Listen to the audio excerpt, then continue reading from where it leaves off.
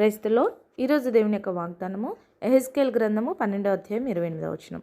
నేను చెప్పిన మాట తప్పకుండా జరుగును, ఇదే యెహోవా వాక్కు. దేవుడి వాక్యం దీవించును గాక. ఆమేన్.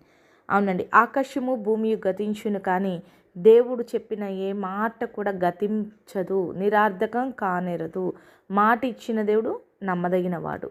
దేవుడు నీ జీవితంలో ఏదైతే కార్యం చేస్తానని నీకు చెప్పాడో మాట, అది తప్పకుండా జరుగుతుంది. ఇది యెహోవా వాక్ అని దేవుడు చెప్తున్నాడు. తన వాక్కుతో దేవుడు నీతో చెప్పిన మాట ఖచ్చితంగా నీ జీవితంలో దేవుడు నెరవేర్చబోతూ ఉన్నాడు. అధైర్యపడకు, కృంగిపోకు. మాట ఇచ్చిన దేవుడు నమ్మదగినవాడు. కాబట్టి ఏదైతే నీ జీవితంలో దేవుడు చేస్తానని మాట ఇచ్చాడో అది ఖచ్చితంగా తప్పకుండా జరుగుతుంది అని దేవుడు చెప్తున్నాడు. ఆ యొక్క కార్యాన్ని విశ్వాసంతో, నమ్మకంతో పొందుకొని దేవుని మహింపరచు. అటు రీతిగా ప్రతి ఒక్కరిని దేవుడు దీవించును గాక.